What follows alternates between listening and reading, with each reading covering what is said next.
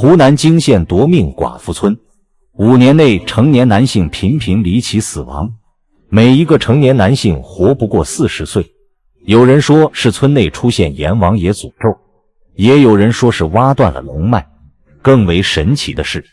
这些男人都没有任何病症，就突然离奇死亡了。更让人不接受的是，这些死亡者当中全部是成年男性，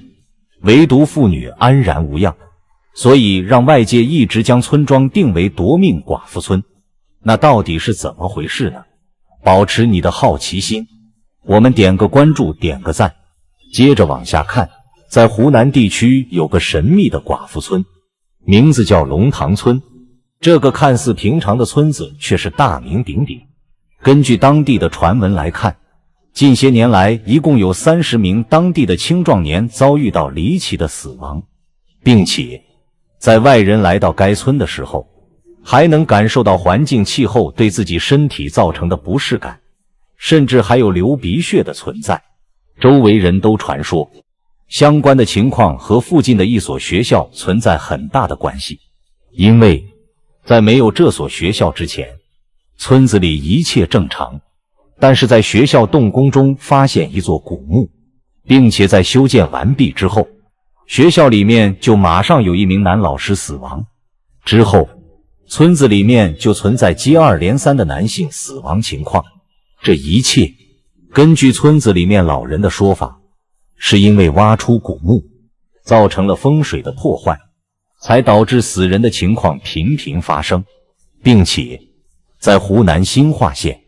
当地一位老师在周5上完课之后，想要去龙塘村看望住在当地的亲戚，因为来到龙塘村已经是晚上了。这位老师在赶往村内的时候，突然觉得越接近村庄，四周存在的冷风越来越强烈，这股冷风吹得自己毛骨悚然。很快，这位老师感觉鼻孔一阵凉意，伸手一摸，只见满手都是鲜红色的鼻血。很快，这位老师就眼前一黑，不省人事。根据当事人的回忆，在自己醒来之后，感到一阵脊背发凉，立马跑回家中。第2天，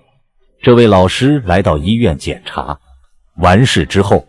没有发现任何的问题。在和医生交谈中，医生开玩笑说，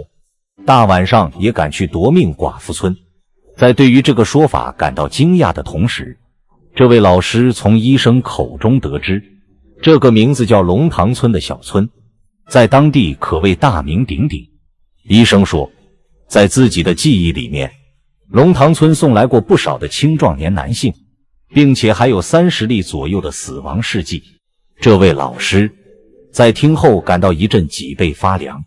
不过这位老师因为担心村内的亲戚和并不认可这种荒诞的说法，于是在一天白天又来到了龙塘村。在和当地人的交谈中，当地人认为因为当地人死得太多，他们的冤魂就徘徊在村口。这位老师在那天晚上也差点遭遇他们的毒手。回到兴化之后，湖南当地的媒体也注意到了这个村庄的情况，于是在这位老师的带领下，当地媒体来到了龙塘村采访。而刚刚来到村子后，记者感到这个村子阡陌交通，屋舍俨然，实在很难和寡妇村联系在一起。但是通过交谈，记者得知这个村子每年至少死去3名青壮年男性，并且言之凿凿。面对这种情况，记者寻访到一名寡妇进行采访。这位寡妇在采访中表示，自己的丈夫在去世之前一直在床上痛苦打滚，1个月后因为尿毒症去世了。而在之后的采访中，记者了解到，有一户家庭5个兄弟，在5年内走掉了3位，而这3位平时不抽烟不喝酒，且都死于肝硬化。而在越来越多的采访中，记者了解到，村民都认为是当地的一座学校破坏了当地的风水，让当地人不断死亡。因为这座学校在建造的时候破坏了地底下的龙脉，才导致原来安宁的龙塘村成为了远近闻名，让当地其他地方的人一提起来就头皮发麻的寡妇村。当地的村民对于这个说法还是比较认可的。所谓的龙脉是风水师的一番说辞，龙塘村的大规模青壮年死亡和所谓的龙脉被切断，从科学常识上来说肯定也是不成立的。曾经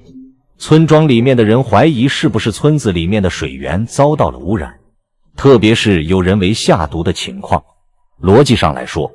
这是不可能的，因为村子里面的男女老少只有青壮年死去的情况，人为下毒的可能性肯定是不可能的。那么会不会可能是井水的自然污染呢？在进行了一定的取样之后，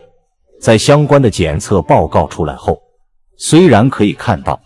在检测报告上面有部分的指标相较于正常的水源是超标的，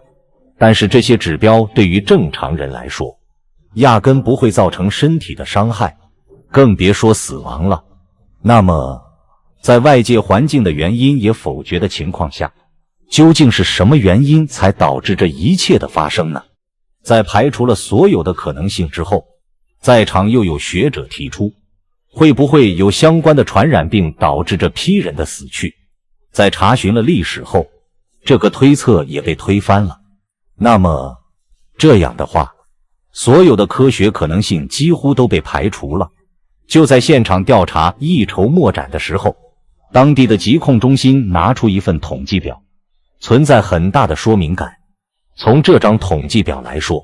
龙塘村并不是所有死去的人都是死于癌症，相关的生活生产事故占到了很大的比例，其中因为癌症死去的人数才7个人。那么从相关的数据来看，所谓的病死率、死亡率也是不高。但是巧合的是，这批死去的人都住在龙塘村的村民第2组，因此从这个角度来看，数据的确有点夸张。因此在这种人传人的谣言不断传播下，龙塘村直接被妖魔化了。其实所谓的寡妇村只是基于统计角度和个人看法角度不同的一个妖魔化。此外，无论看待什么事情，都需要从科学的角度来探究其背后的原因。封建迷信的思维肯定是要不得的。